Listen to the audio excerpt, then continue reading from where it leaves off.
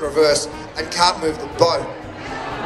So I now have, you know, half a party set up on a beach. Oprah's in a helicopter on her way. The boat's supposed to go away and leave us alone, and then it was all supposed to finish off the ice bar. It was all supposed to happen. And now I've got a boat stuck on the beach, and by the time she arrives, the water's going to be another 10 metres away, and there'll just be this random barge sitting on the sand. Not to mention I probably just destroyed, you know, however many $1,000 worth of barge. So I screamed at all these models, you know, these big tough looking guys. I'm like, get over here and move this barge. So I've got 20 guys in their Speedos pushing this barge out, and we actually got it off the sand just in the nick of time. So it was a wild setup, but once she arrived, and you know, it was an incredible endorsement for Australia, which of course I love because it's my country, and you know, she had a lot of fun. So that sounded like it was stressful. Worked out okay. I'm only going to ask a couple more questions because I know everyone wants to get their autographs and their all that kind of good stuff. But you know, when it comes down to relaxing, you can drink your water. We'll let you have a couple of sips here. What do you consider the most relaxing activity or moment or time? How do you relax? You know, I don't do much of it. It's, you know, I love to entertain. I'm pretty sort of chilled out and natural anyway. Does everyone, when you go to someone's house for dinner? Did you ever see these flowers are dancing? Yeah, I know. I keep watching for them.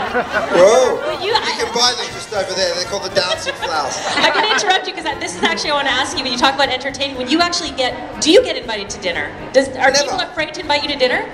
No one cooks for a chef. It's so unfair. Like, unless we pay for it, they don't do it. Everyone thinks that we'll critique their food or not think it's good enough, but actually we're the easiest people in the world to cook for because no one does it. We're just happy someone else is doing the hard work for us. Who wants to invite him for dinner tonight? Yeah. Okay. I don't think you have to make. You know, you have such great fans. I mean, it sounds like you don't get a lot of downtime, but it sounds like you really enjoy what you do. So, you know, stress, relax, it all works out the same and creates an exciting life for you. But you have such great fans. I mean, look at how many people have showed up today. Maybe give us a little indication of what you're most interesting, and I'll just keep it broad like that, and you can, you know, translate that how you want. Interesting fan experience. Interesting fan experience. Wow. Yeah. Oh. Oh, this one, she says. It's going to happen in about an hour and a half. Well, I've never been asked that. I've been asked every question under the sun, I think. You've totally stumped me. You know, I'll tell you what it was. I was with a buddy. We're in Brazil. We went for New Year's Eve because, you know, why wouldn't you? Me and a mate went. We went to Rio. We thought we'd rent a little house there, and we stayed, chilled out on the beach. We went out and partied at night time, so we're having this great time. And on like day 3 or 4, we're sort of getting into the groove. Everybody's really friendly over there. And we went to the market to pick up some beers and you know, a little bit of food. I was going to make a churrascaria, which is their style of barbecue that night. So we had this beautiful place to cook. And while we're at the supermarket, this woman came up. She couldn't speak very much English. But she was so convinced that, you know, what I actually did in life was just go out to the supermarket and go home with people, and it was almost like she didn't realise that it was a TV show, you know. She was just like, oh, you're here in Brazil? Yes, my family's going to love it, blah, blah, blah. And she was telling me all these different things that we could make, and my buddy's kind of like, yeah, he gets it wherever he goes, you know. And I sort of looked at him and said, why don't we just go? And he's like, are you serious? And I was like, it could be fun, you know. So sure enough, we went back to this lady's house, we picked up some ingredients. We met her whole family, they cooked this beautiful Brazilian feast. It was one of the most special memories that I've got of the trip. So it was a lot of fun.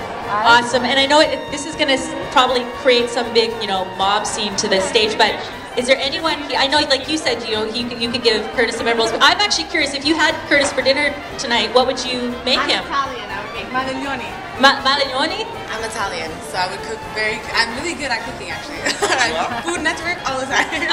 I would make great madaglioni. I like madaglioni with the ricotta and the spinach inside the pasta, with the little meat on the side. It's so good. I love that. Well, yeah, I'm thinking we're all going to her house for dinner. Yeah. So what is it? It's the eggplant. It's pasta, like a pocket kind of thing, and inside they're bigger. Inside is ricotta and the spinach, and it's super good. It sounds with good. mozzarella.